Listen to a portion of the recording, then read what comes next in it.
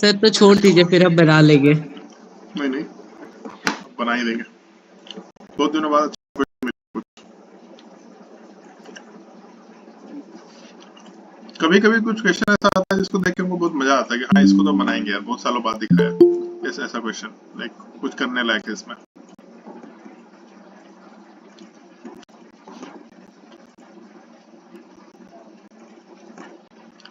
इसका जो related theoretical concept है वो बहुत खतरनाक टाइप का होता है।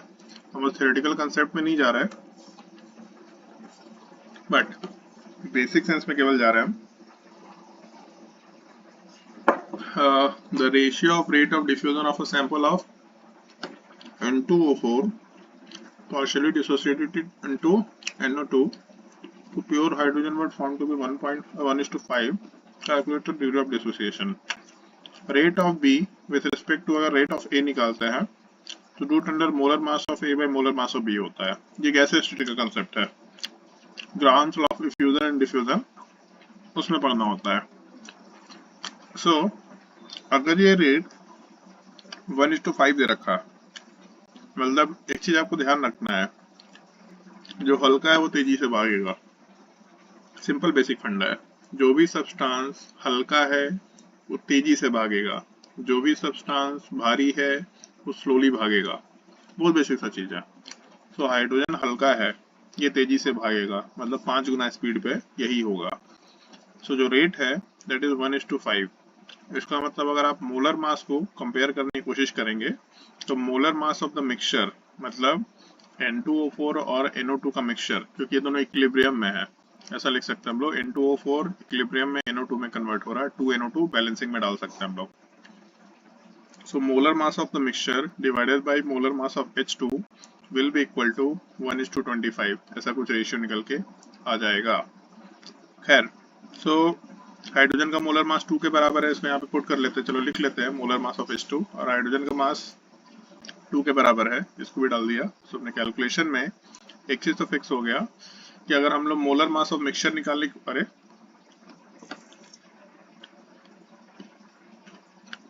ऐसा क्या है भाई,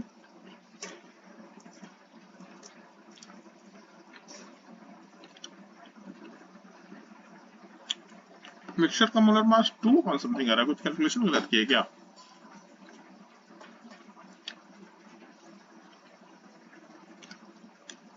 सर उसमें P1/P2 भी ना होता है, सॉरी सॉरी सॉरी, ठीक है, क्या बोल रहा है? मतलब उसमें प्रेशर भी ना होता है इस वाले फॉर्मूले में। उसकी जरूरत नहीं है, यहाँ पे कैलकुलेशन में हम गलती लिख दिया।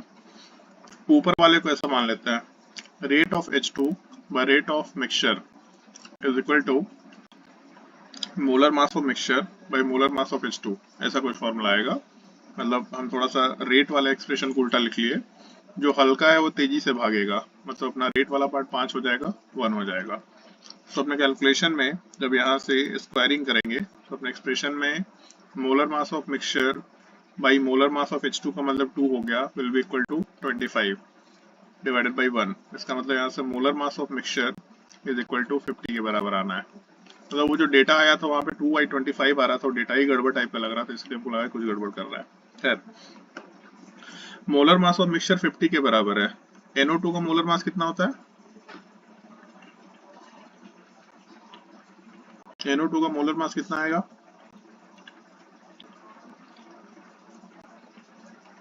कोई भी इंसान बता दो।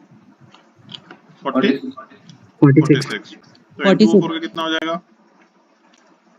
92, जो डबल है इसका। तो 46 और 92 है, और अपना मिक्सचर का मोलर मास 50 के बराबर है। तो यहाँ से हम लोग चाहे तो ऐसे भी कंसेप्ट पे काम कर सकते हैं।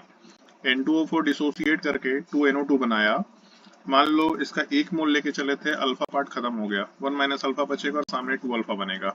तो अपने कैलकुलेशन में एवरेज मोलर मास का अगर फॉर्मूला अप्लाई कर दें हम लोग, that is equal to N1M1 plus N2M2 divided by N1 plus N2। तो इस कैलकुलेशन में N1 वाला पार्ट 1 माइनस अल्फा के बराबर है, और इसका मोलर मास वाला पार्ट 92 के बराबर है। प्लस N2 वाला पार्ट 2 अल्फा के बराबर है और इसका मोलर मास वाला पार्ट 46 के बराबर है, divided by N1 plus N2, 1 minus alpha plus 2 alpha. So अपने कैलकुलेशन में यहाँ से अल्फा पार्ट बचा हुआ रह जाएगा। और ऊपर ऐसा देख के मालूम पड़ रहा है कि 2 इंटू 46 करेंगे तो 92 ही निकल के आने वाला है।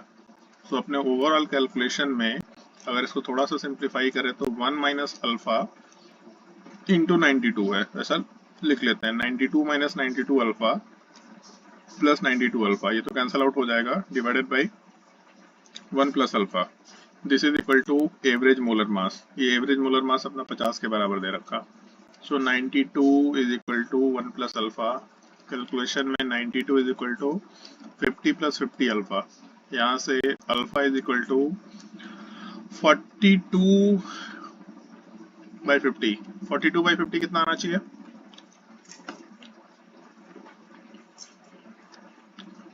कोई भी इंसान बता दो। 42 बाई 50 0.84। 0.84, इतना ही अल्फा होना चाहिए। 0.84। आंसर देख लो एक बार कितना है।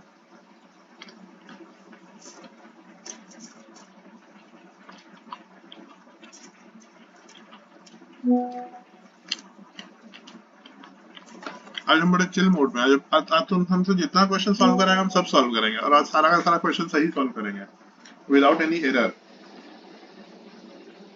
आज पता नहीं किस मोड में हम। Sir 31 number. सर ये समझ में नहीं आया, फिर से बता दीजिए ना। अरे यार समझाने के मूड में नहीं है, बस क्वेश्चन सॉल्व करने के मूड में। ये समझ आया? ये सर आंसर 0.54 है। बे क्या बात कर रहा है? कहाँ गलती की है बे? N2O4 partially dissociated नहीं to ठीक है NO2। Sir, sorry. हम तुमको बोल रहे हैं कि हमको क्वेश्चन सॉल्व करने में मजा आएगा और हम आज गलती सॉल्व नहीं कर रहे। तुम पहला ही क्वेश्चन में बता रहे कि हम गलती कर रहे हैं। नालायक इंसान। सर ये मेरा गलती रहा, हम गलती किए। हाँ तो हम तो टेंशन में आ गए। एक मिनट यार। हाँ भाई दिव्या बताओ, पहला वाला बात समझ आया कि नहीं आया?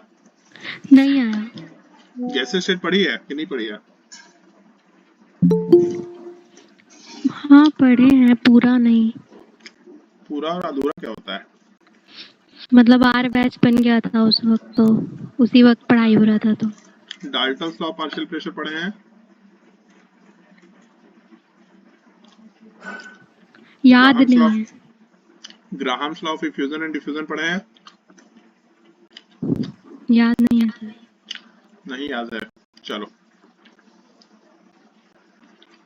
एक कंटेनर है, उस कंटेनर के अंदर एक छोटा सा गैप है, छोटा गैप है ऐसा। This is called orifice, tiny hole. इसको हम लोग एक स्टैंडर्ड लैंग्वेज में ओरिफाइस बोला करते हैं। फिजिक्स में भी आता है, फ्लूइड डायनेमिक्स में हम लोग ये वर्ड यूज करते हैं। तो अगर हम लोग कभी भी एक गैस को अंदर डालेंगे तो ऑब्वियस सी बात है गैस बाहर जा सकता है, इसमें कोई दिक्कत नहीं है। लेकिन गैस बाहर तभी जाएगा जब दोनों तरफ के गैस के पार्शियल प्रेशर में डिफरेंस होगा। ये बेसिक फंडा है। मान लो एक बाउंड्री है, यहाँ बीच में इस बाउंड्री में थोड़ा सा छेद है ऐसा। एक तरफ कोई एक गैस है जिसका पार्शियल प्रेशर 2 atm है और दूसरे तरफ गैस है जिसका पार्शियल प्रेशर मान लेते हैं कि 2 ही atm है। दोनों में से कोई भी गैस किधर भी नहीं जाएगा। ऐसा लगेगा कि गैस इधर और इधर दोनों तो जा ही सकता है ना, लेकिन थ्योरेटिकली ऐसा बोला जाता है कि गैस कहीं भी नहीं जाएगा अगर दोनों तरफ का पार्शियल प्रेशर बराबर हो गया तो।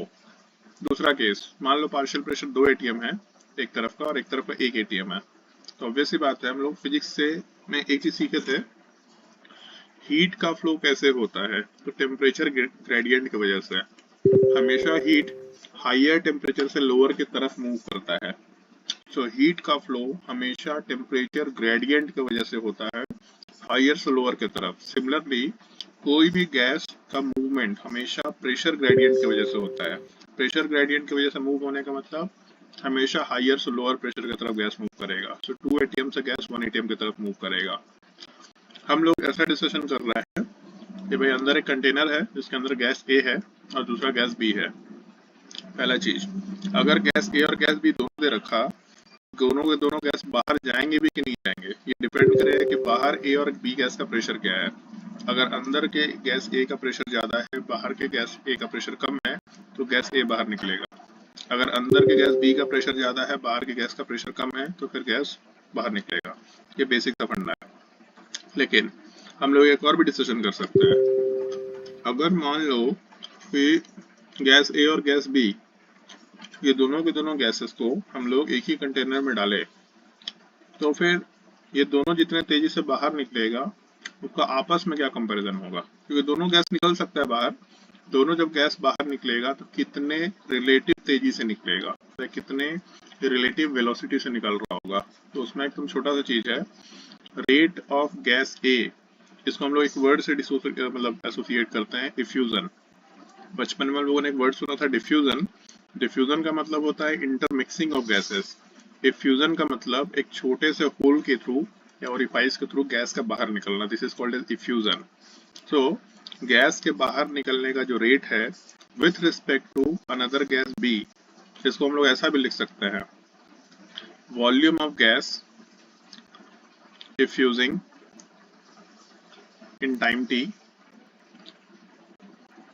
डिवाइडेड बाई, मतलब गैस ए लिख लो तो ज्यादा बेटर है, volume of gas A diffusing in time t, दूसरा volume of gas B diffusing out in time t।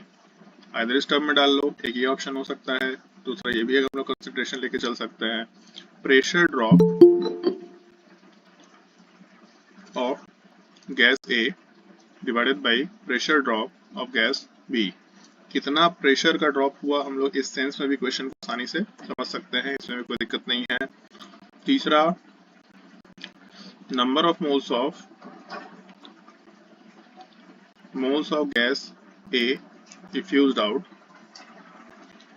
divided by moles of gas B diffused in the same time। हर जगह पे time की बात कर रहे हैं हम लोग। रेट का बेसिक मतलब ये होता है कि हम लोग टाइम के सेंस में बात कर रहे हैं।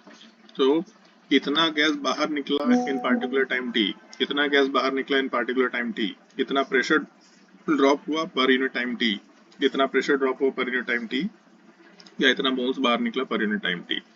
ये एक मैथमेटिकल सेंस है, लिखने का एक तरीका है जो हम लोग समझ सकते हैं। लेकिन जब आप इसका मैथमेटिकल वैल्यू कैलकुलेट करेंगे तो वहां से लास्टली एक फॉर्मूला आता है, rate of A with respect to rate of B is equal to molar mass of B by molar mass of A का अंडर रूट। ये एक्सप्रेशन याद रख सकते हैं। ऑल्दो इसमें और भी चीजें होती हैं, प्रेशर भी होता है या नंबर ऑफ मोल्स का भी पार्ट आता है। अगर और बेटर एक्सप्रेशन याद रखना तो ऐसा कर सकते हैं, rate of A by rate of B is equal to, जितना अंदर का प्रेशर ज्यादा होगा उतना ही हम लोग का डिफ्यूजन का रेट ज्यादा होगा। So pressure of A divided by pressure of B root under molar mass of B divided by molar mass of A. Pressure जितना ज्यादा होगा उतना ज्यादा रेट होगा, और मोलर मास जितना कम होगा उतना ज्यादा रेट होगा। इसलिए मोलर मास में इनवर्सली प्रोपोर्शनल का पार्ट है, प्रेशर में डायरेक्टली प्रोपोर्शनल का पार्ट है। ऑल्दो प्रेशर वाला एक्सप्रेशन एनसीईआरटी में दिया नहीं है, पूरा टॉपिक एनसीईआरटी में दे नहीं रखा है, मेरे हिसाब से काम का नहीं है, तो फिर भी सीखना होता है। तो इस क्वेश्चन में ऐसा दिया कि हमारे पास एक सैंपल है N2O4 का जो कि NO2 में जा रहा, मतलब एक मिक्सचर आ रहा N2O4 और 2NO2 का, और हम लोगों ने इस सैंपल के rate of diffusion, although word हम लोग डिफ्यूजन यूज कर लेते हैं लेकिन रेट ऑफ डिफ्यूजन होना चाहिए प्रेफरेबली, बट चलेगा, दोनों सिमिलर नेचर में हम लोग कंसिडर कर सकते हैं।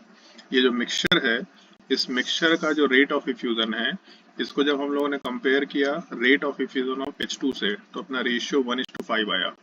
जो हल्का है ऑब्वियस सी बात वो तेजी से भागेगा। सो हम लोग ऐसा लिख सकते हैं, rate of diffusion of mixture by rate of diffusion of H2 will be equal to 1/5 will be equal to, ऊपर वाले पार्ट का रेट निकाल रहे हैं तो मोलर मास वाले पार्ट में नीचे चला जाएगा, molar mass of mixture by molar mass of H2। और फिर इस मैथमेटिकल एक्सप्रेशन को आप आराम से रिलेट कर सकते हैं। H2 का मोलर मास 2 होता है, ये पता है अपने को।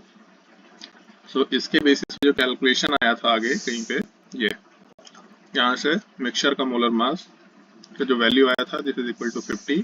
अब एक चीज मालूम पड़ गया कि ये जो मिक्सचर बना है इसका मोलर मास 50 के बराबर है। सो मिक्सचर का मोलर मास कैसे कैलकुलेट करते हैं? सो N1M1 प्लस N2M2 ये मोल कंसेप्ट का फॉर्मूला है, उसी को अप्लाई करके क्वेश्चन सॉल्व कर सकते हैं। समझ आया? Yes sir. ठीक है, मतलब इसको एक बार खुद से भी ट्राई करके देखना। अगर आपको ये कंसेप्ट का नॉलेज कम है तो कोई दिक्कत नहीं है, उसके वजह से इसमें क्वेश्चन में दिक्कत आएगा, दोबारा से देख लेना, कोई दिक्कत वाली चीज नहीं है। और कोई डाउट केमिकल इक्विलिब्रियम को बुकलेट में? 21। 4 और 9। 4 और 9? हाँ सर 4। ये 4?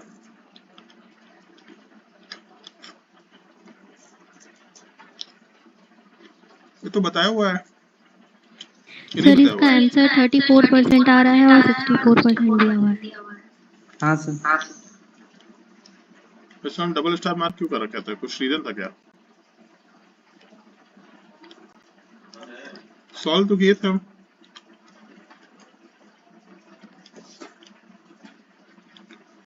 क्या है भाई क्वेश्चन? एक मिनट रुक जाओ।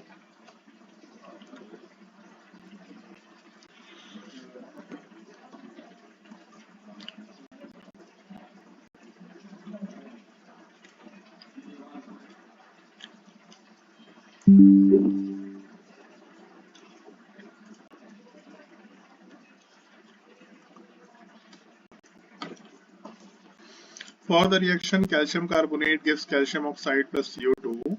Kp is equal to 1.16 atm at 800 degree Celsius. ठीक है? If 20 gram of calcium carbonate were kept in a 10 liter vessel at 800 degree Celsius, what is the amount of calcium carbonate remained at equilibrium? ठीक है? तो calcium carbonate लेके चले थे, calcium oxide बचा और CO2 बचा।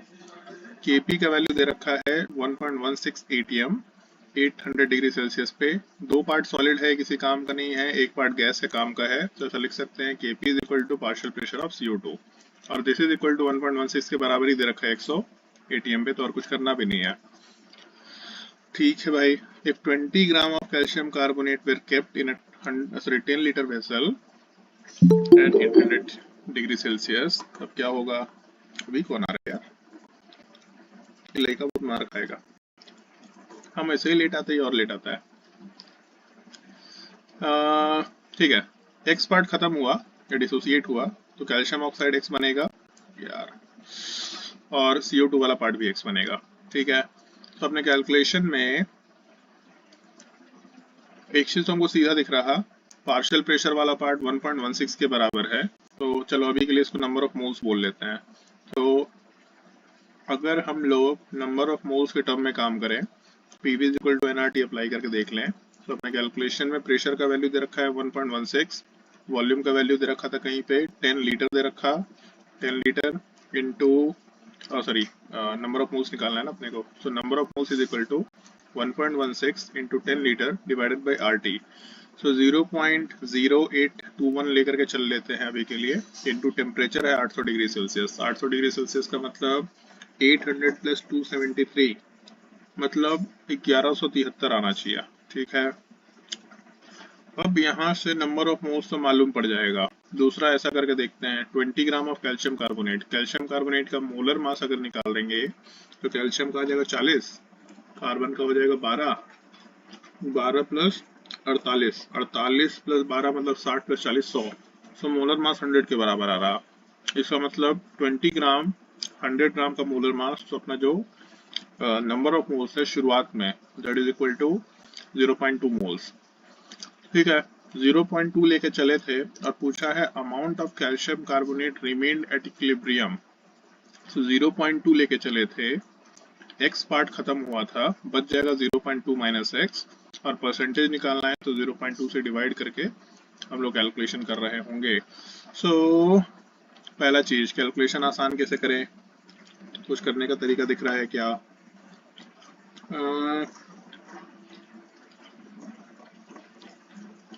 हाँ, एक तरीका दिख रहा है।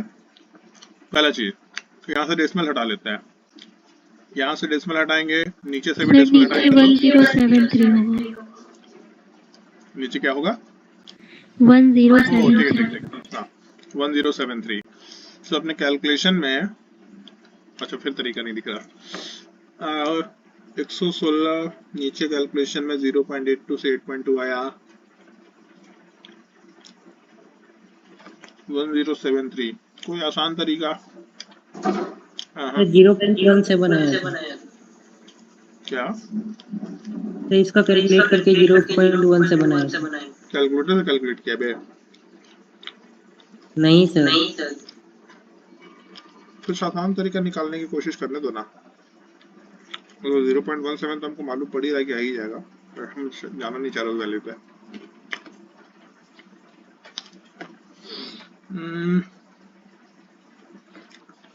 0.08 ले लेते हैं अगर, तो अपने कैलकुलेशन में 116/8, 116/8 का मतलब हो गया 8, 8 चौको 32 और 4, सो 14.5।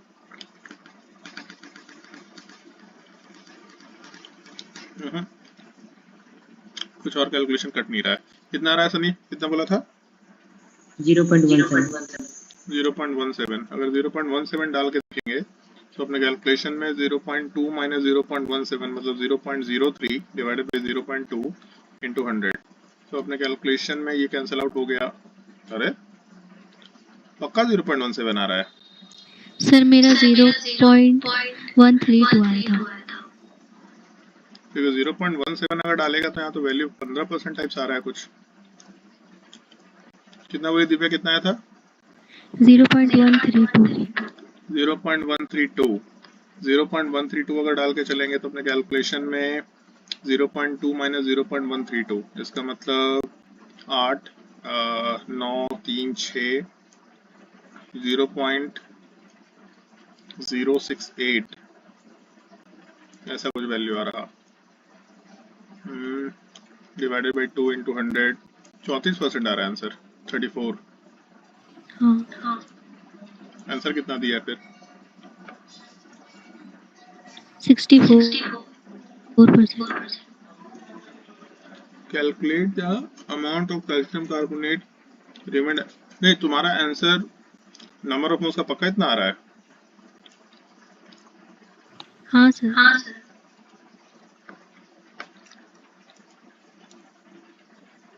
आंसर 34 होना चाहिए, 64 आंसर नहीं होगा फिर। और किसी का आया क्या 64? कोई भी इंसान का? मेरा 34 ही आ रहा था सर। सॉरी 34 कितने लोग आंसर आया? और भी लोग आया है? चलो ठीक है, अगर और भी लोग आया है तो फिर मान लेते कि यही आंसर होगा, कोई दिक्कत नहीं है। और कोई क्वेश्चन में डाउट तो बताओ 4 के अलावा।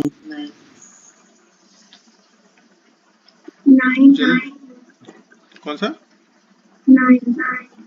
9। 5 भी है सर। कौन सा? 5। 5। ये तो बता चुके हम। क्यों, क्या है ऐसा डाउट है? सर 5 में डायरेक्टली मेरा बी नहीं आ ऑप्शन। रहा था। तुम्हारा बी ऑप्शन आ रहा है? क्या है भाई? The degree of dissociation of N2O4 obeying the equilibrium N2O4 से 2NO2 is approximately related to the equilibrium Y। अगर आप N2O4 वाले पार्ट को डिसोसिएट करके 2NO2 में कन्वर्ट कर रहे हैं, T इक्वल टू 0 पे 1 लेके चलते हैं, इक्विलिब्रियम पे एक्सप्रेशन 1 माइनस अल्फा, प्रोडक्ट में 2 अल्फा बनेगा। तो यहाँ से Kp is equal to partial pressure of NO2 और power 2 divided by partial pressure of N2O4 ले सकती है। तुमको समझाने के लिए बस लिख रहे हैं और ज़्यादा कुछ दिमाग नहीं लगा रहे हैं इसमें। और इसके पार्शियल प्रेशर की जगह पे अगर आप नंबर ऑफ मोल्स के टर्म में चलते हैं तो नंबर ऑफ मोल्स वाला एक्सप्रेशन शायद आपको मालूम होगा, एक शॉर्टकट टाइप का। नंबर ऑफ मोल्स के टर्म ऐसा लिख सकते हैं, number of moles of NO2 और power 2 divided by number of moles of N2O4 और power 1 into P total upon N total और power delta N। So delta N इस केस में कितना लेके चल सकते हैं? दोनों गैसेस कंपोनेंट है 2 - 1, मतलब डेल्टा N वाला पार्ट 1 के बराबर आ जाएगा। N टोटल क्या ले सकते हैं? सो N टोटल का मतलब इक्विलिब्रियम पे सारे component including inert gas. So N total is equal to 1 minus alpha plus 2 alpha, क्योंकि यही दोनों कंपोनेंट है। सो इक्विलिब्रियम पे हम लोग का वैल्यू आ रहा है 1 प्लस अल्फा के बराबर। एन टोटल का। So number of moles of NO2 2 alpha के बराबर है, 2 अल्फा पे whole square divided by N2O4 1 minus alpha के बराबर है। P टोटल P के बराबर ले सकते हैं और N टोटल वाला पार्ट 1 प्लस अल्फा के बराबर ले सकते हैं। तो अपने कैलकुलेशन में एक चीज तो हमको ये दिखाई दे रहा कि यहाँ से Kp is equal to 4 alpha square into P divided by 1 minus alpha का होल स्क्वायर। यहाँ से निकालना है क्या अपने को?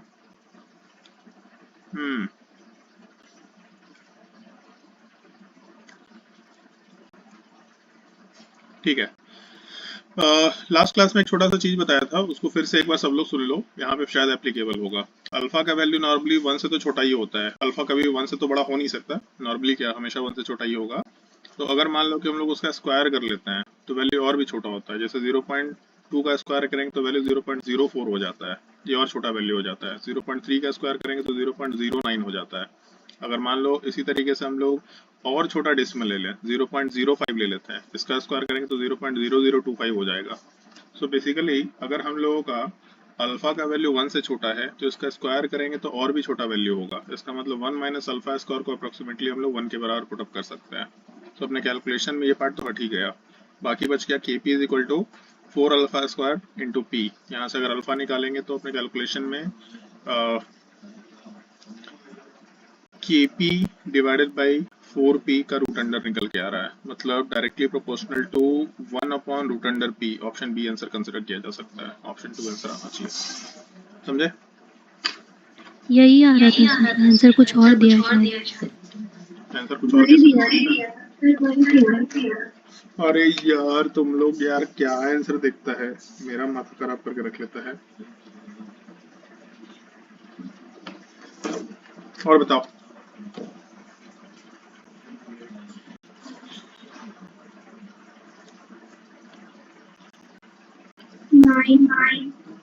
कौन सा? Question number 9। बहुत डाउट है क्या तुम लोगों को इसमें?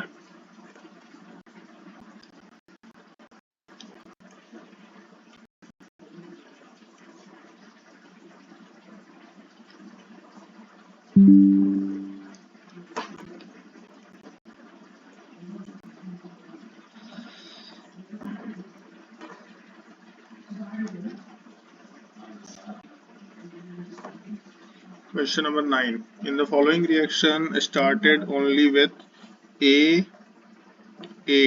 ठीक है, 2A8 gives 2A3 plus 3A2 plus A4। 4 2 6 और अरे क्या कहानी है भाई, 4 6 10 6 16। ठीक है, इक्वेशन तो बैलेंस्ड है। In the following reaction started only with A8, केवल A8 से शुरू करते हैं। मोल fraction of A2 was found to be 0.36 and a total pressure of 100 atm at equilibrium. The mole fraction of A8 at equilibrium is। ठीक है, सो 2A8 से शुरू किया हम लोगों ने, 2A3 का फॉर्मेशन हुआ प्लस 3A2 का फॉर्मेशन हुआ प्लस A4 का फॉर्मेशन हुआ और इसका मोल फ्रैक्शन दे रखा है 0.36 के बराबर। चलो अभी ऐसा ट्राई करके देखते हैं t इक्वल टू 0 वाले पार्ट पे कि हमको नहीं पता कितने मोल से शुरू किया था, 1 मोल लेके चल लेते हैं। तो इक्विलिब्रियम वाले पार्ट पे अल्फा पार्ट खत्म हुआ, इसमें कोफिशिएंट 2 है या 3 है इससे कोई मतलब नहीं होता है, पहले ही बताया था हमेशा आपको 1 माइनस अल्फा ही लेके चलना है। यार हम थोड़ा इसका ना नाइट मोड ऑन कर रहे हैं, मेरा आंख बहुत दर्द कर रहा है।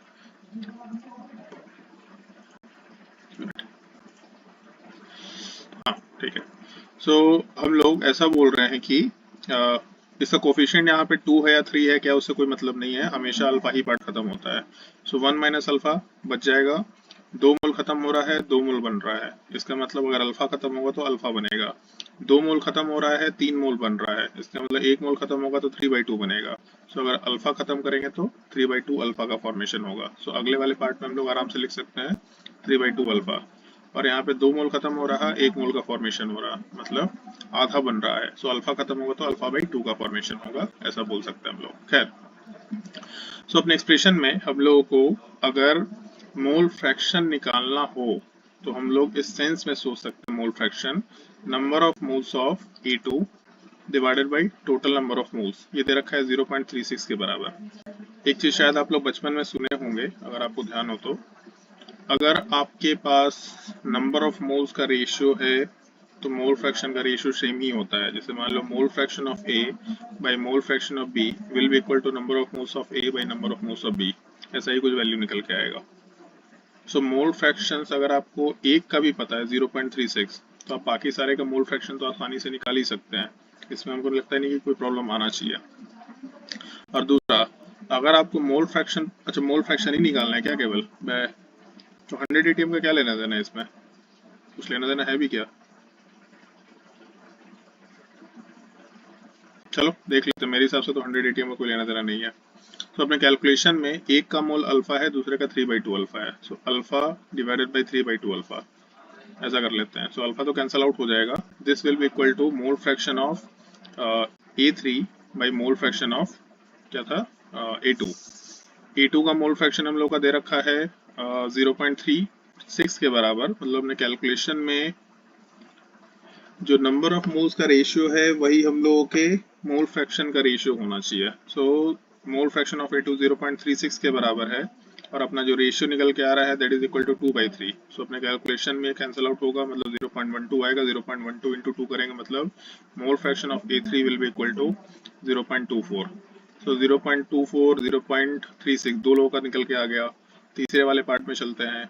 A4 का वैल्यू अल्फा बाई 2 के बराबर है। सो अपने कैलकुलेशन फिर से सेम कैलकुलेशन कि अगर हम लोग मोल fraction of A2 by mole fraction of A4 निकालते हैं तो अपने कैलकुलेशन में वैल्यू हो जाना चाहिए 3/2 अल्फा, मतलब जो नंबर ऑफ मोल्स है उसी का ratio, divided by alpha by 2, मतलब 1/2 अल्फा। सो ये 2 कैंसल आउट होगा, अल्फा कैंसल आउट हो गया, 3 टाइम्स निकल के आना चाहिए। और ये ठीक है। सो A2 का वैल्यू 0.36 के बराबर है, ये कैंसल आउट होगा तो 0.12 आ जाएगा, मतलब mole fraction of A4 is equal to 0.12। अब एक वैल्यू 0.36 है, एक वैल्यू 0.24 है, एक वैल्यू 0.12 है, तो बाकी रिमेनिंग वैल्यू क्या हो जाना चाहिए? तो अपने पास 1 माइनस समथिंग 0.36, यहाँ से भी 0.36 दिख रहा, मतलब 0.72। इसका मतलब जो रिमेनिंग वैल्यू है 0.28, ये हम लोग के A8 का मोल फ्रैक्शन एट इक्विलिब्रियम निकल के आना चाहिए 0.28। ऑप्शन 1 कंसिडर कर सकते हैं क्वेश्चन नंबर 9 में। अच्छा क्वेश्चन है, मतलब ऑल्दो इसका कोई लेना देना नहीं है, इस 100 एटीएम प्रेशर का कोई मतलब नहीं है, केवल दिखाने के लिए, उसके बिना ही क्वेश्चन सॉल्व हो जाएगा। इनफैक्ट इक्विलिब्रियम का पार्ट केवल इतना है कि हम लोगों ने एक इक्विलिब्रियम के वजह से ऐसा सिचुएशन क्रिएट किया है, this is simply mole concept.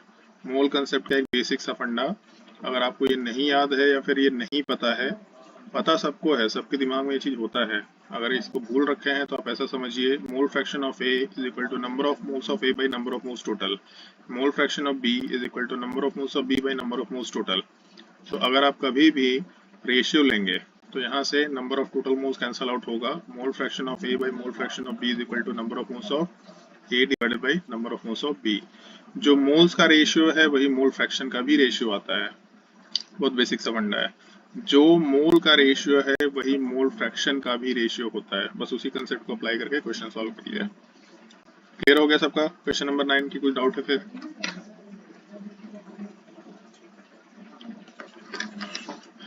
Question number 9 के अलावा क्या डाउट है? 21। 10 से लेके 15 में कोई डाउट है?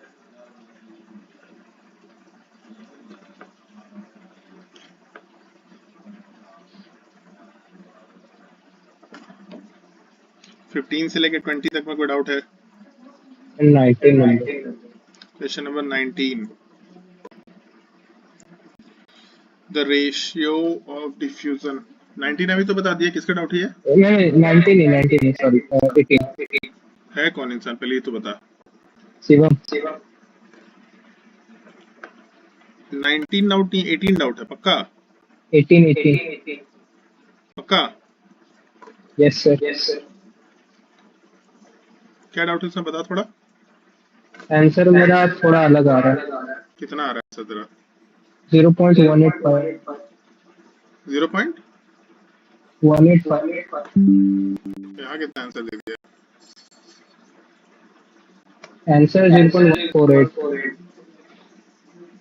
कुछ प्लस माइनस कर लो, आ जाएगा आंसर, थोड़ा तो जोड़ घटाव कर ही सकते हैं। क्वेश्चन नंबर 18 में the pressure of iodine gas at a particular temperature is found to be 0.111 atm. अच्छा, whereas the expected pressure is 0.074. अच्छा, the increased pressure is due to I2 से 2I, मतलब नंबर ऑफ मोल्स बढ़ गया, पहले 1 मोल था अभी 2 मोल बन गया, नंबर ऑफ मोल्स बढ़ गया तो प्रेशर भी बढ़ गया इक्विलिब्रियम में, ऐसा बोल सकते हैं। ठीक है, calculate the KP for the reaction. शुरुआत में एक्सपेक्टेड है कि हम लोगों का जो प्रेशर है ऐसा दे रखा, I2 से 2I बन रहा और हम लोग के शुरुआत का प्रेशर 0.074 होना चाहिए था, विदाउट एनी इक्विलिब्रियम 0.074 होना चाहिए था, लेकिन इक्विलिब्रियम आ गया और जैसे ही इक्विलिब्रियम आया तो इसमें से कुछ पार्ट खत्म होगा, मान लेते x पार्ट खत्म हुआ तो 0.074 में से x खत्म हुआ, बच जाएगा इतना और सामने 2x का फॉर्मेशन होगा। और ऐसा बोला है कि जो टोटल प्रेशर है that is equal to 0.111 atm, so 0.111 is equal to 0.074 minus x मतलब pressure of I2 plus pressure of 2I मतलब 2x के बराबर, ये कैंसल आउट होगा, x बच जाएगा। यहाँ से अगर आप x कैलकुलेट करेंगे तो 0.111 माइनस 0.074, 0.111 माइनस 0.074, ये कैलकुलेशन का पार्ट है। कैसे करें कैलकुलेट? सो 11 में से 4 गया 7, 10 में से 7 गया 3 और क्या बच जाएगा, बस इतना ही बचेगा। तो 0.037, x का वैल्यू 0.037 के बराबर आएगा। अब पूछा है kp कितने के बराबर है, सो x का वैल्यू आपको पता चल गया है, मतलब 2x, या kp का एक्सप्रेशन अगर लिखना है तो पार्शियल प्रेशर के टर्म में डाल सकते हैं वो सीधा, kp is equal to partial pressure of iodine पर power 2 divided by partial pressure of I2 पर पावर 1। आयोडीन का प्रेशर 2x के बराबर है, मतलब 2 इंटू 0.37 कंसिडर कर सकते हैं, उसको हम लोग ऐसा लिख लेते हैं 2 का स्क्वायर इंटू 0.37 इंटू 0.37, अपना जिंदगी आसान रखने के लिए। और दूसरा अपना प्रेशर है I2 का, I2 का प्रेशर हो जाएगा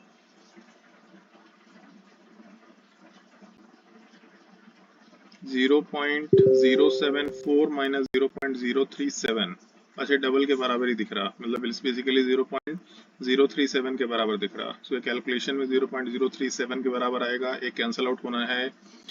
0.037 इंटू 2 कितना आएगा, सॉरी 0.03 कर दिया, 0.037 इंटू 4 कितना आएगा, तो इंटू 2 अगर करेंगे तो 74 आएगा, 74 इंटू 2 करेंगे तो 1.54 टाइप्स आ रहा है यार, कुछ है क्या गलती कर रखा है?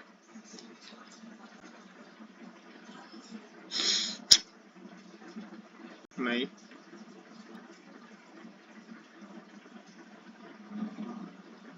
कहाँ पे मिस्टेक कर रहे हैं?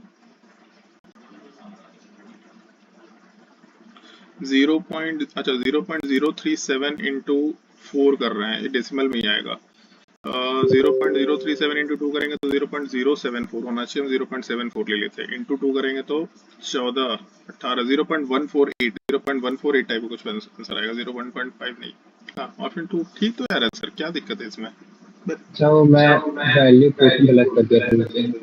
हाँ, पहले ये कर लिया था, मारे इतना मारना, घटिया घटिया सवाल पूछता है। मैथमेटिकल कैलकुलेशन का पार्ट अगर गलती हो रहा है तो ये सब चीज खुद से सुधारिए, इसमें मेरे से एक्सपेक्ट मत करिए, हम कैलकुलेशन करने में ही बैठे इधर, हम कैलकुलेशन का आपको तरीका बता सकते हैं लेकिन हम उसको बस जितना जल्दी से जल्दी खत्म करने की कोशिश करेंगे। ऑल्दो फिर हम सजेशन दे रहे हैं, हम एग्जाम में बैठेंगे तो हम ऐसे कैलकुलेशन नहीं करेंगे, एग्जामिनेशन में हम पूरा फ्रेश होके बैठे हैं, सुबह सुबह गए हैं एग्जाम देने, रिलैक्स होके बैठे हैं, मेरा फोकस एक ही जगह पे है तो अलग चल रहा है सब कुछ। अभी हम उस स्टेज में नहीं रहते, रात को 10 साढ़े 10 बजे की हम कैलकुलेशन बड़ा सुकून से करने की कोशिश करें। मेरा काम अभी सुकून से कैलकुलेशन करना नहीं होना चाहिए, मेरा काम है आपको कंसेप्ट समझाना, आपको अपना एरर रिकॉग्नाइज कराना, बाकी उसके बाद हमको कुछ नहीं करना चाहिए। क्वेश्चन नंबर 18, 19 के बाद और कोई डाउट है?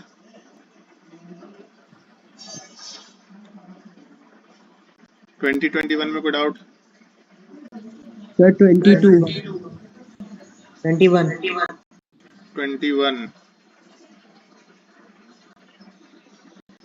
ये लास्ट क्वेश्चन बता रहे, इसके बाद अभी क्लास नहीं लेंगे। राही सराय में थोड़ा उनसे गपशप मारते रहते हैं, थोड़ा हमको भी लाइफ में फन करने दो, बाकी नेक्स्ट में डिस्कशन कर लेंगे। एक काम करना है, जिसको इसको डाउट हुआ ना, वो डाउट हमको पता करके भेज देना, हम वीडियो सॉल्यूशन बना करके भेजेंगे आपको, क्योंकि हम आयनिक पढ़ाना चाह रहे हैं, आपको पढ़ा पा ही नहीं रहे हैं, क्योंकि अब मेरे पास फर्स्ट हाफ थोड़ा सा खाली हो जाएगा। फर्स्ट हाफ खाली रहेगा तो क्लास से तो फिर हम आराम से हर एक क्वेश्चन का सॉल्यूशन बना करके भेज सकते हैं। फिर भी उस सॉल्यूशन में भी डाउट रहेगा तो आप फिर से पूछ लो। अब इसमें क्या हो रहा है कि बहुत सारे लोग होमवर्क बना करके नहीं आए, नहीं बना के तो उनका भी तो टाइम किल ही हो रहा है ना। Question number 21, Kp for equilibrium N2O4 से 2NO2 is 0.25 at 15 degree Celsius if the system is allowed to expand and N2 is added at a constant pressure of 1 atm. What will be the degree of dissociation when the partial pressure of N2 is 0.6? ठीक है, Kp दे रखा है 0.25 के बराबर। If the system is allowed to expand and N2 का मतलब inert gas का addition कर रहे हैं हम लोग कांस्टेंट प्रेशर कंडीशन पे। अगर इनर्ट गैस का एडिशन कांस्टेंट प्रेशर कंडीशन पे करते हैं तो रिएक्शन फॉरवर्ड डायरेक्शन में मूव करता है, इसको थोड़ा सा ध्यान रखना होता है। इनर्ट गैस का एडिशन दो कंडीशन में कर सकते हैं, कांस्टेंट प्रेशर कंडीशन में एंड कांस्टेंट वॉल्यूम कंडीशन में। कांस्टेंट वॉल्यूम कंडीशन में इनर्ट गैस के एडिशन से कोई फर्क नहीं पड़ता। कैसे नहीं पड़ता है, इसको ऐसे डिसाइड कर सकते हैं, Kc is equal to number of moles of product by number of moles of reactant, जो भी कोफिशिएंट है, कोफिशिएंट नहीं बस हम समझाने के पर्पज से लिख रहे हैं, इनटू 1/v पर पावर डेल्टा n। अगर डेल्टा n 0 के बराबर नहीं है लेकिन हम लोगों ने वॉल्यूम कांस्टेंट रख दिया, सो वॉल्यूम कांस्टेंट रखने का मतलब है कि इस पूरे एक्सप्रेशन के वैल्यू पे कोई फर्क नहीं पड़ेगा। अगर इस पे कोई फर्क नहीं पड़ा मतलब इक्विलिब्रियम डिस्टर्ब नहीं हुआ है। लेकिन Kp का एक्सप्रेशन अगर लेके चले, सो number of moles of product by number of moles of reactant into P total upon N total. अब इसमें कांस्टेंट प्रेशर तो है लेकिन नंबर ऑफ मोल्स में number of moles of product plus number of moles of reactant plus number of moles of inert gas भी आता है। सो इसका मतलब इस पे फर्क नहीं पड़ा, प्रेशर टोटल पे फर्क नहीं पड़ा, लेकिन टोटल नंबर ऑफ मोल्स पे फर्क पड़ गया। जैसे ही टोटल नंबर ऑफ मोल्स पे फर्क पड़ा तो इस पूरे एक्सप्रेशन का वैल्यू डिस्टर्ब हो गया, मतलब Kp डिस्टर्ब हो गया, ये Q में कन्वर्ट हो गया, मतलब रिएक्शन इज डिस्टर्ब। खैर, रिएक्शन डिस्टर्ब तो हो चुका है, अब सवाल ये है कि हम लोग का रिएक्शन जा किधर रहा है, फॉरवर्ड या बैकवर्ड। एकदम सिंपल सा चीज है, प्रेशर को कांस्टेंट रखना है लेकिन आपने इनर्ट गैस ऐड करके टोटल नंबर ऑफ मोल्स को बढ़ा लिया। तो PV is equal to nRT में अगर हम लोगों के पास टेम्परेचर कांस्टेंट है, R कांस्टेंट है, प्रेशर भी कांस्टेंट है, नंबर ऑफ मोल्स बढ़ा तो अपने पास एक ही चॉइस बचा, वॉल्यूम बढ़ाना पड़ेगा। सो वॉल्यूम बढ़ाना पड़ेगा, तो वॉल्यूम बढ़ाने से रिएक्शन उस डायरेक्शन में मूव करता है जहाँ पे ज़्यादा गैसियस कंपोनेंट्स मिलते हैं। अपने इस क्वेश्चन में लेफ्ट साइड में 1 मोल मिल रहा और राइट साइड में 2 मॉलिक्यूल मिल रहा। इसका मतलब आगे जाने पे नंबर ऑफ गैसियस मोल्स ज़्यादा मिलेंगे, दोनों के दोनों गैसियस कंपोनेंट है। तो जैसे ही आपने इनर्ट गैस का एडिशन किया एट कांस्टेंट प्रेशर कंडीशन, तो फिर इस केस में सिंपल सा चीज़ है, रिएक्शन फॉरवर्ड डायरेक्शन में मूव कर जाएगा। सो पहले इक्विलिब्रियम था, फिर रिएक्शन फॉरवर्ड डायरेक्शन में मूव कर गया। फिर पूछा है what will be the degree of dissociation when partial pressure of N2 is 0. N2 का पार्शियल प्रेशर 0.6 के बराबर होना चाहिए। चलो ठीक है, प्रेशर पार्शियल प्रेशर अगर 0.6 के बराबर है और हम लोग शुरुआत में इक्विलिब्रियम 0.25 लेके चल रहे थे, सो अपने कैलकुलेशन में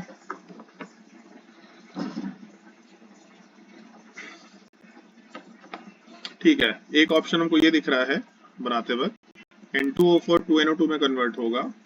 मान के चलते हैं कि एक का वैल्यू x के बराबर, दूसरे का वैल्यू y के बराबर है। हमको नहीं पता अभी कितना है, बट x और y के बराबर है। और हम लोगों के पास कंटेनर के अंदर N2O4 भी है, NO2 भी है और N2 भी है। N2 का पार्शियल प्रेशर 0.6 के बराबर है, टोटल प्रेशर 1 atm के बराबर है।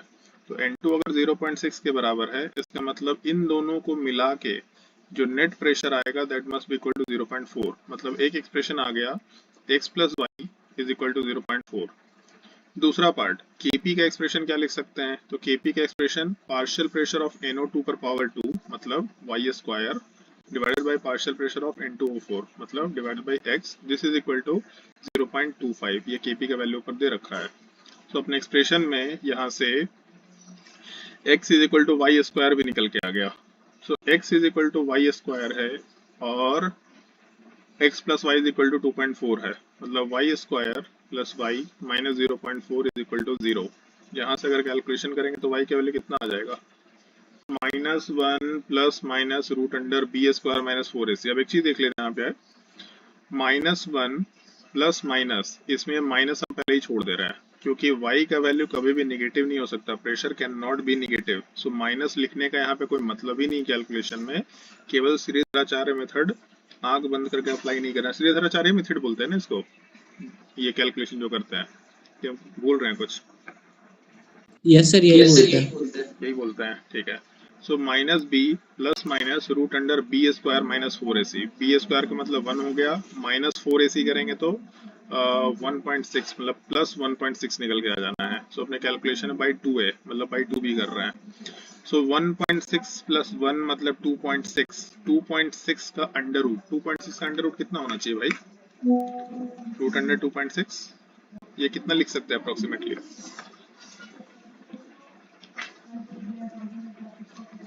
कोई बता दो इंसान, क्या कर सकते हैं इसमें?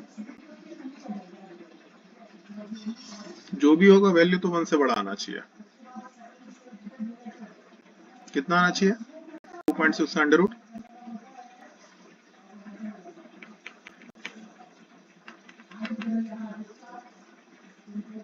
फाइव बाय थ्री है। कितना? 5/3। 5/3 का मतलब हो गया 18 3 54, 16 3 48, 1.7 मान लेते हैं। अब ऐसा पक्का? यस सर, 1.6 सही है। 1.7 ठीक है। तो 1.7 माइनस 1 मतलब 0.7, 0.7 बाई 2 का मतलब आंसर अपना 0. y का वैल्यू 0.35 के बराबर आ रहा, और हम लोग बोले थे कि x प्लस वाई 0.4 के बराबर है। एक 0.35 हो गया तो दूसरे को 0.05 होना पड़ेगा ना। हाँ सर बेबी हाँ। x is equal to y square कैसे हो गया, x is equal to 4y square होगा ना। अरे यार sorry, extremely sorry, x is equal to 4y square होगा। क्या पाप कर दिया हम। इससे क्या फर्क पड़ेगा, B square minus 4ac, 4ac का मतलब 4 चौको 16 चौको 64, 6.4 आ जाने वाला है। नीचे क्या? हाँ नीचे तो करेंगे ही, इंटू 6.4 और 4। नीचे 8 हो जाएगा। सो अपने कैलकुलेशन में चलो इसको 2 into 4 ही रहने देते हैं। 6.4 प्लस 1 मतलब 7.4, 7.4 का अंडर रूट कितना आएगा? 3 3 9, 2 दूनी 4, 2 का स्क्वायर करेंगे तो 4 आएगा, 3 का स्क्वायर करेंगे तो 9 आएगा। अपना आंसर आ रहा है 7.4 के अराउंड, मतलब अपना जो वैल्यू होना चाहिए 2.6 2.7 के अराउंड कुछ होना चाहिए। 2.7 आ सकता है क्या, एक बार ट्राई करके देखिए। 2.6 से 2.7,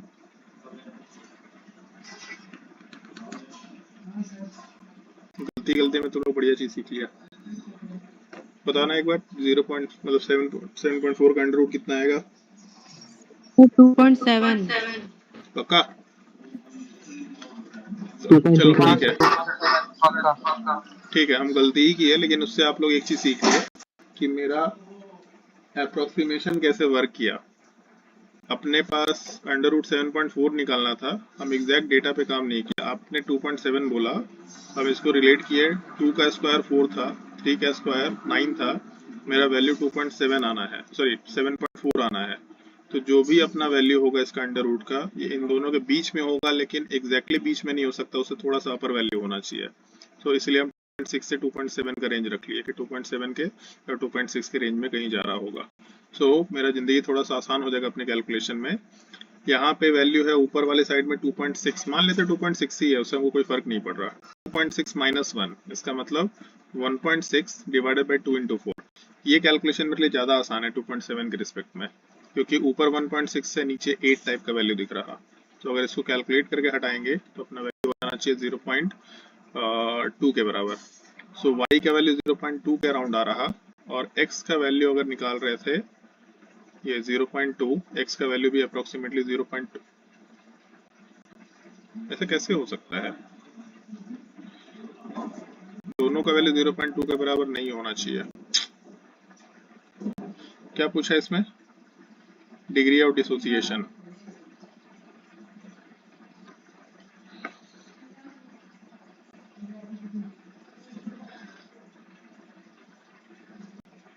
What will be the degree of dissociation when partial pressure of N2 is 0.6? degree of dissociation की पूछा है इसमें।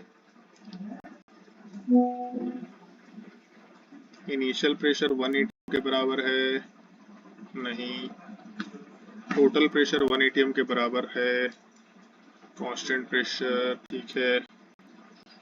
तो अपने कैलकुलेशन में 1 है, यहाँ से आपने जो x का वैल्यू था वो 0.2 के बराबर रख लिया, तो 1 minus alpha is equal to 0.2, 0.8 type answer आ रहा है। ऐसे कैसे हो सकता है?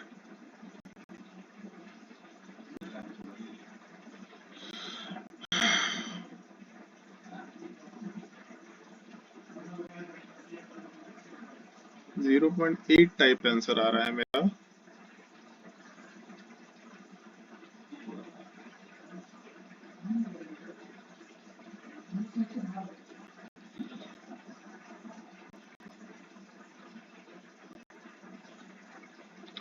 Kp is equal to 4y square, 4y square plus y minus 0.4 is equal to 0. तो अपने कैलकुलेशन में y is equal to minus b plus minus में प्लस ले लिया, 4ac 16 इंटू 4 64, ठीक है, 6.4 आ गया। रूट अंडर 7.4 का मतलब हो गया 2.7 ले लेते हैं। 2.7 के हिसाब से भी अगर कैलकुलेशन करेंगे 2.7 माइनस 1 मतलब 1.7 डिवाइडेड बाई 2 इंटू 4 लेके चल रहे हैं। सो y का वैल्यू अपना अप्रोक्सीमेटली अगर 1.6 होता सो एग्जैक्टली 0.2 आता, बट 1.7 है तो अपना वैल्यू थोड़ा सा और बड़ा हो जाएगा, 0.25 टाइप्स ले सकते हैं, या 0.8 है ना, 12/8 मतलब 0.1 को एडजस्ट करने के लिए 0.215, चलो 0.22 डाल देते हैं। 0.22 भी डालेंगे तो x का वैल्यू अगर 0.22 है तो सॉरी y का वैल्यू 0.22 तो x का वैल्यू 0.18 होना चाहिए। 18 भी होगा तो क्या मतलब है? What will be the degree of dissociation? Partial pressure 0.18 के बराबर है,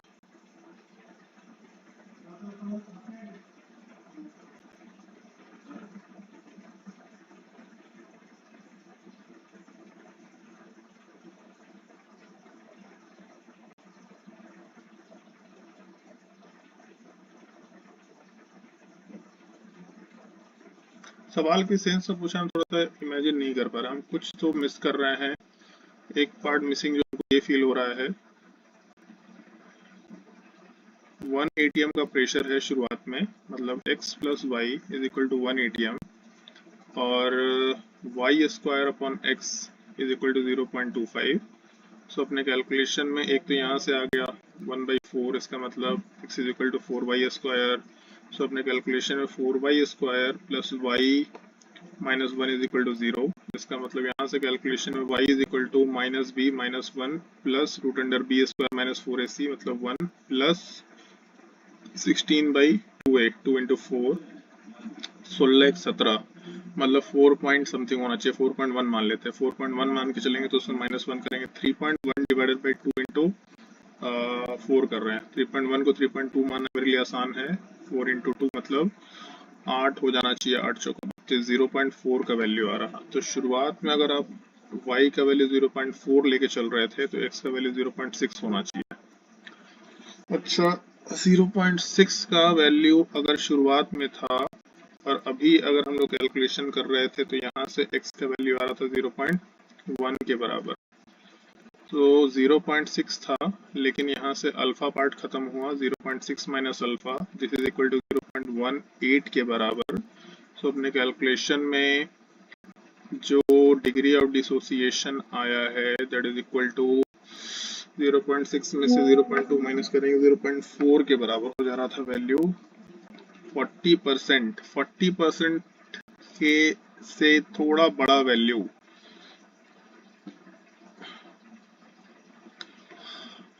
वैसे तो कैलकुलेशन बहुत टाइट टाइप का है, ये कोई कैलकुलेशन करके बताएगा क्या? 0 रूट अंडर 17 कितना होगा? ये कैलकुलेशन करके बताइए कोई, रूट अंडर 17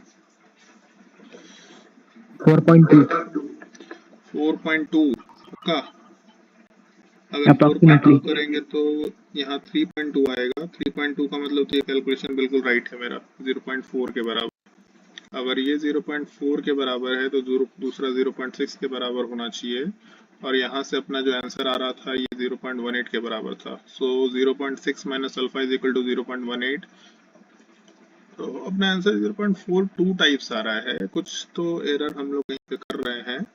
0.74 1.7 1.7 डिवाइडेड बाई 8 कर रहे हैं। 1.7 डिवाइडेड बाई 8 करेंगे तो 8 दूनी 16, 16 के बाद 1 बचेगा, 0.21 डालेंगे। अगर 21 भी डालेंगे तो ज़्यादा कोई फर्क तो नहीं पड़ रहा। ये 0.21 होगा तो 0.19 आ जाएगा। अगर यहाँ 0.19 आ जाएगा तो दिस इज इक्वल टू 0.19, मतलब 0.41 आंसर आना चाहिए। इसका आंसर 0.38 दिया है क्या? मतलब हम बना तो लिए क्वेश्चन, लेकिन फिर हमको आंसर के हिसाब से जस्टिफाई करना पड़ेगा इस क्वेश्चन को। ज्यादा कुछ हमको आंसर इसमें, बहुत बड़ा क्वेश्चन है, फिर मैं इसके लायक नहीं बोलेगा इसको। एक बार देखिए इसका आंसर 0.38। ठीक है, मतलब क्वेश्चन बहुत अच्छा है। हम मेंस के हिसाब से एक्सपेक्ट नहीं करते ऐसा क्वेश्चन। क्वेश्चन का मतलब आपको समझा रहे हैं।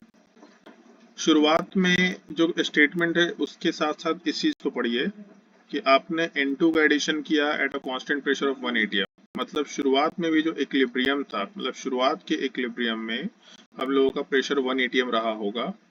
सो अब इसको पहले ऐसा सॉल्व करके देखें कि शुरुआत का जो इक्विलिब्रियम था उस टाइम पे टोटल प्रेशर 1 atm के बराबर है, पहला।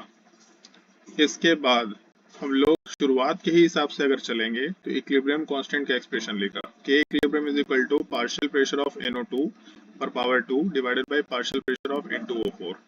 ये चीज 0.25 के बराबर है। सो अभी भी ऐसा लिख सकते हैं हम लोग, पहले इक्विलिब्रियम पे अभी N2 ऐड नहीं किया है, x plus y is equal to 1 atm, और दूसरा पार्शियल प्रेशर ऑफ NO2 का होल स्क्वायर मतलब y square divided by partial pressure of N2 is equal to 0.25 मतलब 1/4। सो इस एक्सप्रेशन से जब तक N2 ऐड नहीं किया था उसके बेसिस पे हम लोगों ने x का वैल्यू और y का वैल्यू कैलकुलेट किया। तो x का वैल्यू क्या आएगा और y का वैल्यू क्या आएगा। तो यहाँ से मालूम पड़ा कि हम लोगों का जो y का वैल्यू है वो 0.4 के बराबर आ रहा, मतलब NO2 का जो पार्शियल प्रेशर वो 0.4 के बराबर आ रहा, तो N2O4 का प्रेशर 0.6 के बराबर होगा।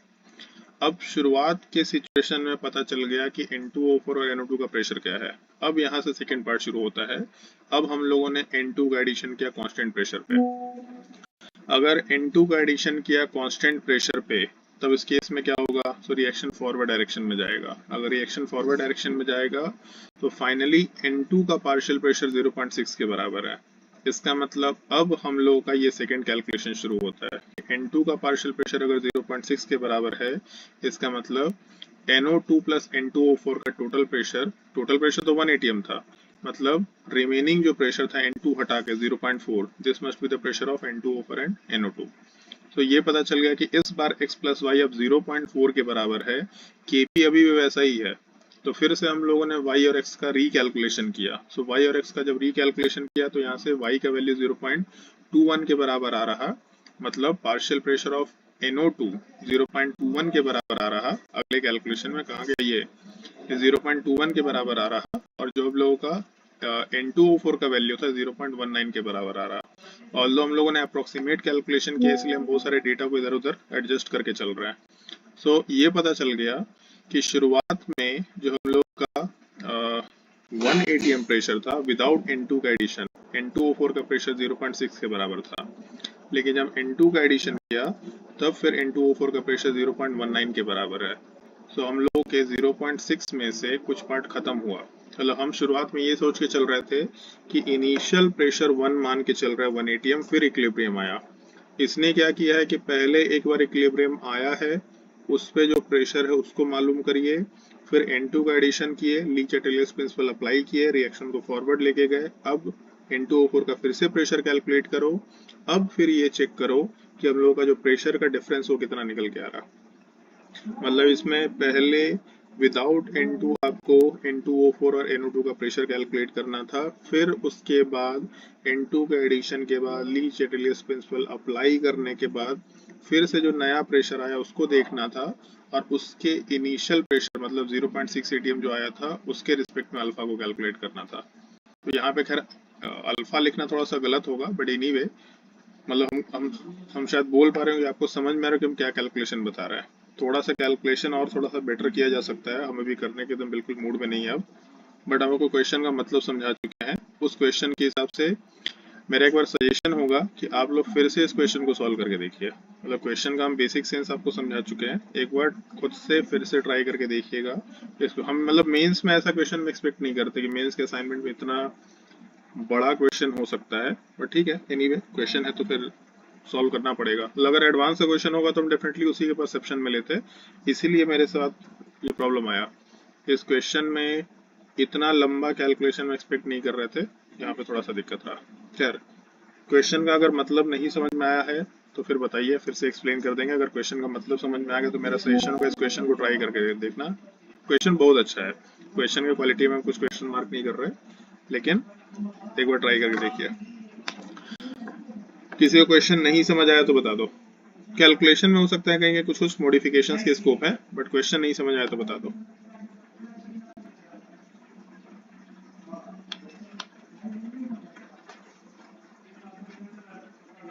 ठीक है, अगर क्वेश्चन समझ में आ रखा है तो फिर आज के लिए क्लास यहीं पे एंड करते हैं।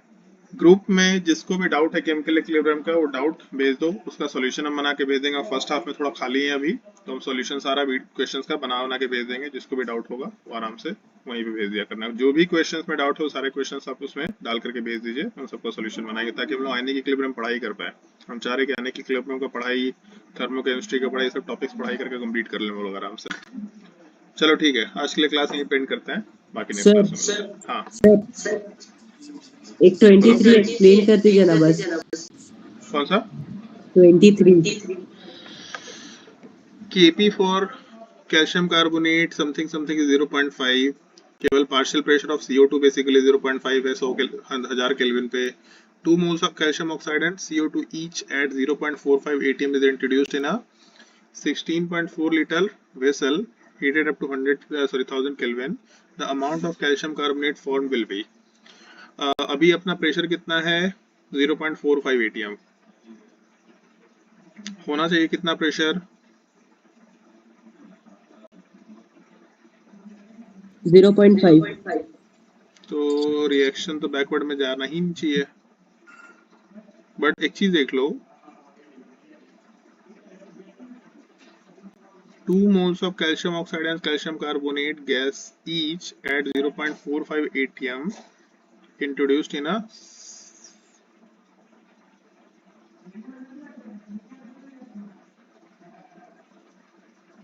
16.4 liter vessel। अच्छा, एक कैलकुलेशन करके देखो इसमें कि अगर आपने 2 moles ऑफ CO2 लिया, इसमें क्योंकि अपने पास नंबर ऑफ मोल्स दे रखा है, इस पार्ट को छोड़ दो 0.45 atm को। अभी 2 मोल्स आपने CO2 लिया, वॉल्यूम मालूम है, टेम्परेचर मालूम है, इसे प्रेशर कैलकुलेट करके देखो कितना आ रहा है। Okay sir. बस इसको ट्राई करके देखो, उससे पता चल जाएगा रिएक्शन बैकवर्ड डायरेक्शन में जा रहा है कि नहीं जा रहा है। ठीक है, ओके सर।